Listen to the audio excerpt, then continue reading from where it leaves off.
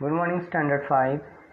Today in this class we are going to discuss the summary of To a Butterfly written by William Wordsworth.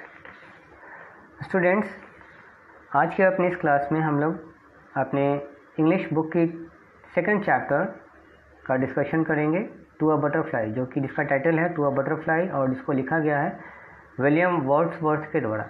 तो बच्चों, इस कविता में William Wordsworth इस कविता में एक तितली से बातचीत करते हैं। बेसिकली इस कविता में कवि और एक तितली के बीच का संवाद अंकित है कि कैसे वो तितली को देखकर अपने बचपन के दिनों को याद करता है। और साथ ही साथ लगे हाथ मैंने आपके लिए इसके जो कॉम्प्रिहेंशन जो एक्सरसाइज थे वो मैंने सॉल्व कर दिया है। सो आपको वो PDF फॉर्मेट में मिल जाएगा, उसको आप लोग शेयर कर लेंगे। ओके, तो चलिए अपनी समरी को स्टार्ट करते हैं। ओके, ध्यान से सुनेंगे आप लोग। हालांकि प्रीवियस क्लास में आपको कुछ और भी मिला था, फिर भी आप इसे ध्यान से सुनेंगे।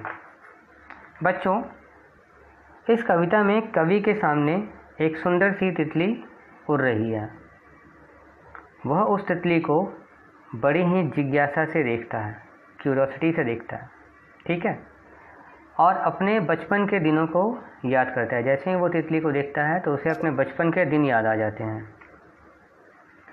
वो याद करता है अपने बचपन के उन दिनों को कि कैसे वह तितलियों के पीछे भागा करता था।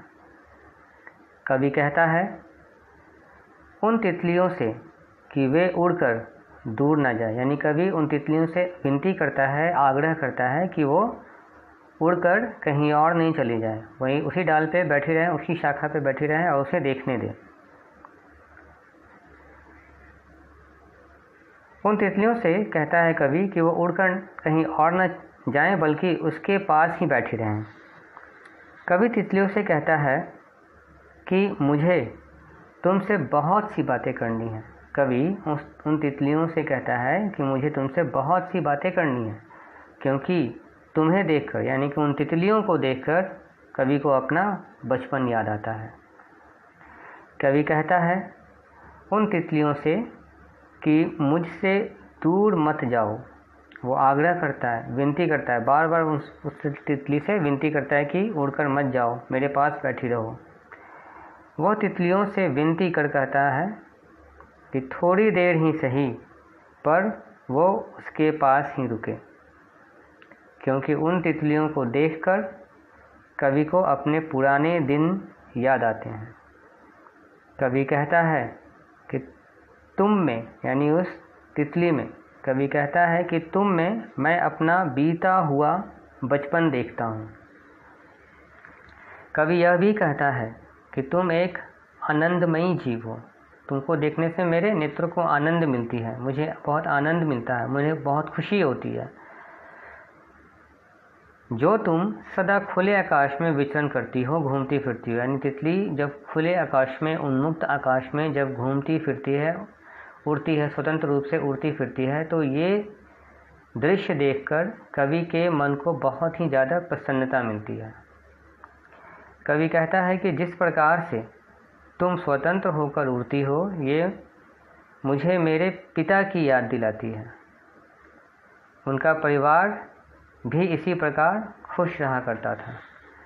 जिस तरह स्वतंत्र रूप से तितली उड़ती है, तो कवि को अपने पिता की याद आती है और अपने परिवार की याद आती है कि उसका परिवार भी इसी प्रकार हंसी खुशी अपना जीवन व्यतीत करता था। कवि कहता है कि उसके बचपन के दिन बड़े ही सुंदर थे। वह और उसकी बहन एमिली कैसे साथ साथ उन तितलियों का पीछा किया करती थी। कवि यह भी कहता है कि उसके बचपन का यह पसंदीदा खेल हुआ करता था कि कवि अपनी बहन एमिली के साथ हमेशा छुआ-छुई का खेल खेला करता था। बहन उसके आगे आगे भागती थी और कवि उसके पीछे पीछे भागता था। वो तो अपने बचपन के उन आनंदमयी दिनों को कवि याद करता है और याद करते करते अनायास ही तितली के समीप पहुंच जाता है। तो बच्चों, यह थी इस कविता की समरी, सारांश और इस कविता का पूरा निचोड़, सार। आशा करता हूँ आप लोगों को अब कविता बहुत ही अच्छे ढंग से समझ में आ गई।